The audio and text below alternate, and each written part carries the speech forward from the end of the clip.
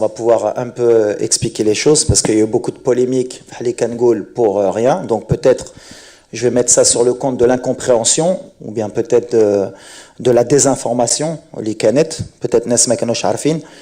Déjà pour les Jeux Olympiques,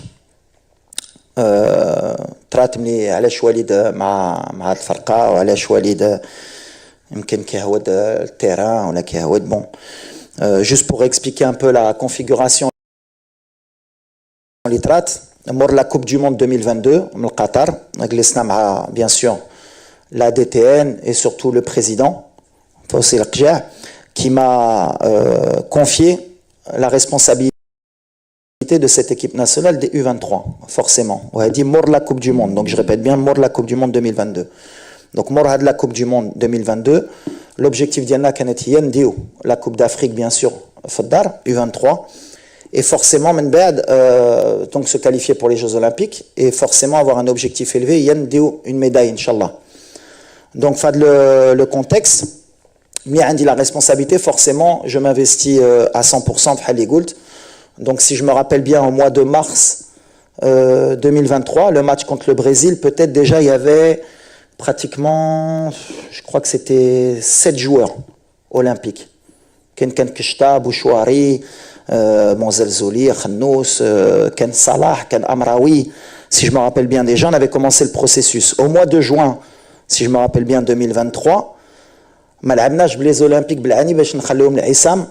pour la Coupe d'Afrique U23. D'ailleurs, on a fait un mauvais mois de juin parce qu'on avait laissé les joueurs de Botola pour finir le championnat et les joueurs olympiques pour se préparer. On a appris, nous, de nos erreurs pour que, justement, au mois de juin, les joueurs olympiques, quand même, ils restent avec l'équipe A. Donc voilà, le processus, il a été clair. Donc, je me suis investi. Ce qui m'a dérangé un peu, si on peut aller dans le dérangement, c'est علاش العام اللي فات ملي لعبت لا كوب دافريك في الدار وكل نهار كنت هنا في السنتر مع عصام وكنت في الستاد وكنت كنهود التيران حتى واحد ما هضر عليها وحتى واحد ما قال علاش وليد وعلاش un an après il y a eu ce souci. Peu importe aujourd'hui, maintenant c'est clarifié. Quand le président m'a donné la responsabilité de nommer le sélectionneur des U23 pour les Jeux Olympiques, et je le remercie pour la confiance, c'est moi qui ai nommé Tarek Skitioui, et j'assume ce choix. Et j'ai pris la responsabilité de, si ça se passait pas bien, bien sûr, de prendre la responsabilité. D'ailleurs, Teto Ali, la responsabilité, puisque quand on a perdu un match au JO, c'était la faute du sélectionneur des A.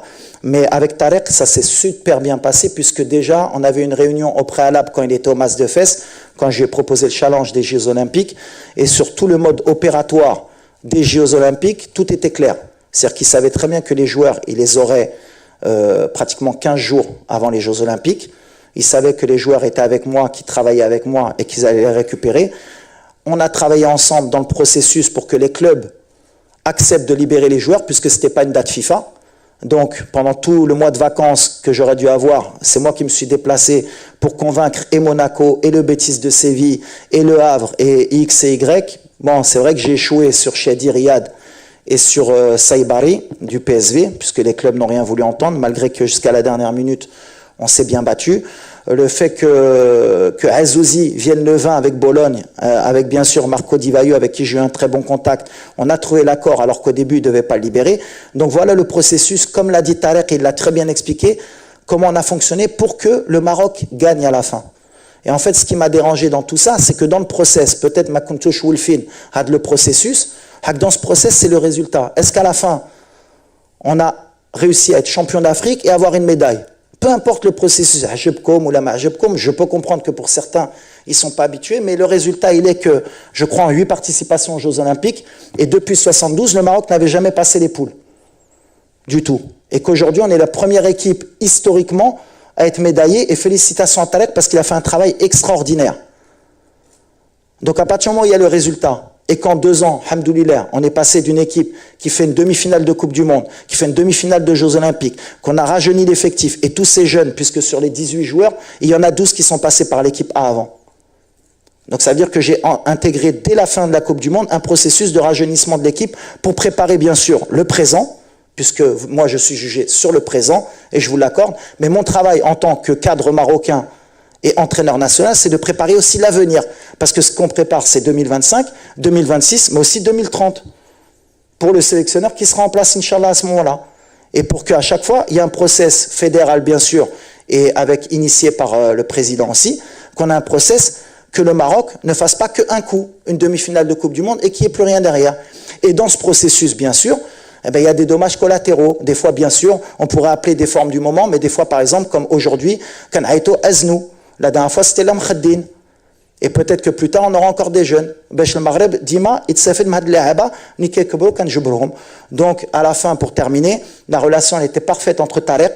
D'ailleurs, pour finir, on a mis à disposition de l'équipe olympique pratiquement tous les moyens de l'équipe A, puisque et le staff technique était présent tout le mois, et le staff médical avec le docteur Bodo était présent, et la réathlétisation, et tout ce qui est organisationnel des A, on l'a mis à disposition de l'équipe olympique pour avoir du succès. Alhamdoulilah, Allah ma khaybnash, on a ramené la première médaille de l'histoire et on est très fiers. Il faut féliciter et les joueurs, surtout Tarek et son staff, et bien sûr la fédération et le président d'avoir eu cette ambition et d'avoir mis les moyens à disposition de cette équipe pour que le Maroc, comme l'a dit Tarek et il l'a bien expliqué, et c'est ce que j'ai aimé, pour que le Maroc soit gagnant, parce qu'à la fin, bien sûr, هو المغرب هو كل شيء ماشي وليد ماشي شي واحد اخر ماشي شي واحد خصو يكون عنده الحق.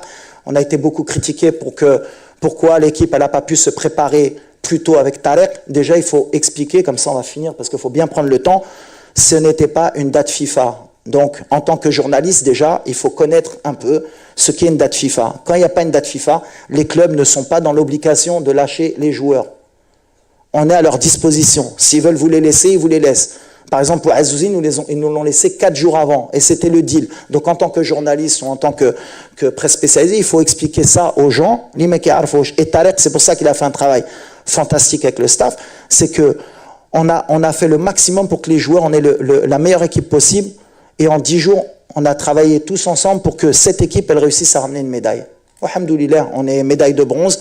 C'est la première médaille en sport collectif de l'histoire du sport marocain aux Jeux Olympiques. Donc je pense que, voilà, alhamdoulilah, je pense que le volet il est fermé, on a très bien expliqué, et maintenant on va se concentrer sur ce qui nous importe, Inch'Allah, c'est être prêt pour la CAN 2025 au Maroc. قبل ما تخرجوا ما تنسوش تابوناو في قناة أشكاين وتفعلوا الجرس باش يوصلكم الجديد في الحين. إذا عجبكم المحتوى بارتاجيوه مع أصدقائكم، ولمزيد من الأخبار تيليشارجوا تطبيق أشكاين من بلاي ستور وأب ستور.